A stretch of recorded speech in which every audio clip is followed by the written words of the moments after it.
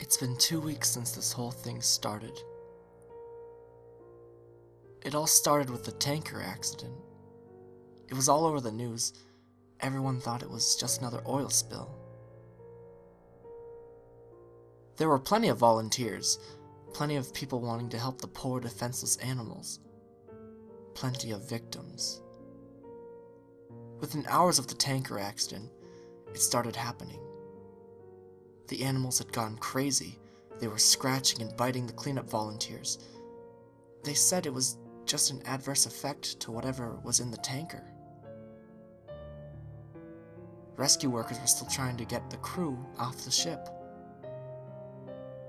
They could hear screaming inside. There were screams to open the door, but that's when it all went to hell. There were 6 minutes of broadcast before it went silent. 6 minutes of screaming and agony. The ship crew attacked the rescue workers like rabid baboons. They were breaking bones and tearing flesh. The people on the shore weren't faring any better. Those that had been attacked by animals were attacking everyone else. It was worse than any war zone report. It was sheer brutality, and yet the broadcast still went on for 6 minutes. There was 6 minutes and then blank faces. Nobody could explain what was happening. They tried to continue with regular news, the economy, the weather, and a cute human interest story. But they couldn't make us unsee what we saw. I tried to continue with my regular existence, but every time I switched on the news or walked by a newsstand, it was there. This big mystery. They had some explanations. It was an infection, or maybe brain parasites, but it doesn't matter. It wasn't the infection we were afraid of. It was them. 4 days after the initial report, a state of emergency was raised, and yet, we've all seen this before, in every zombie movie ever. People didn't know who to trust. People were stockpiling food and weapons. Some tried to flee, but they didn't make it. 3 days later, they arrived in my town. I expected moans, shuffling corpses, and dismemberment, but that's where the movies lied. They ran through the streets screaming. I remember running to my front door as fast as I could, locking and barricading myself inside, making sure it would stay shut. And then I headed for the window. I was on the second floor and I could see the carnage. They were unstoppable. They were aware.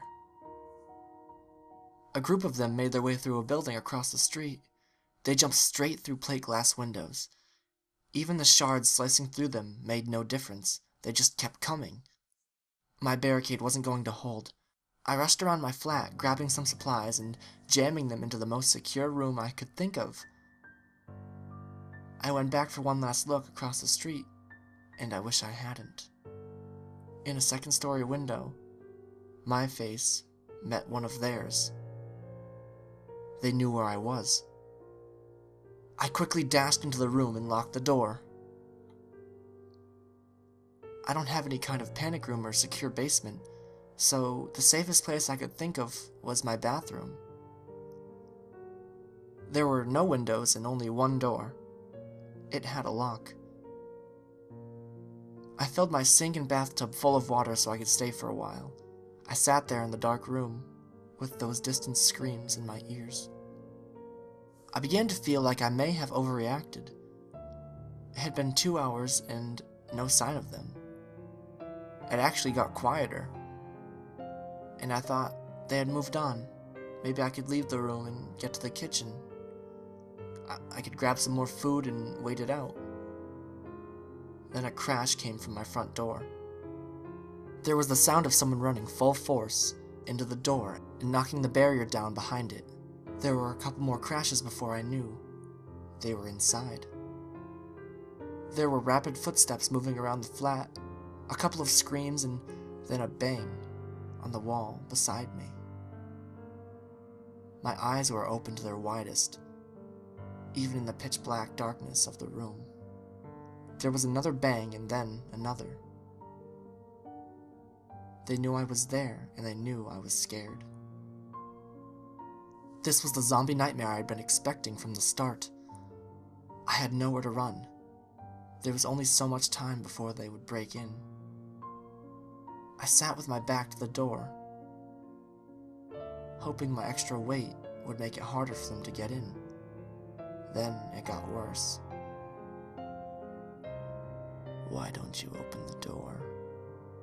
There was a voice on the opposite side of the door. There were no screams or moans, just a quiet, whispery voice. And then more of them. "We've come for you. You'll be happier if you open the door. It's not so bad, really." The whispery voices just became noise, trying to persuade me, to break me, to fool me. I had heard the moaning of zombies would drive people insane, but this was worse. A siren call. I sat in the darkness and hoped and prayed that they'd get bored. But they don't get bored. And they don't leave. I managed to use the mirror to peek under the door, only to be greeted by horrible, unblinking eyes, blood-smeared faces, screams, and more horrible whispers. That was 2 days ago. I don't know what to do anymore. Maybe it won't be so bad after all.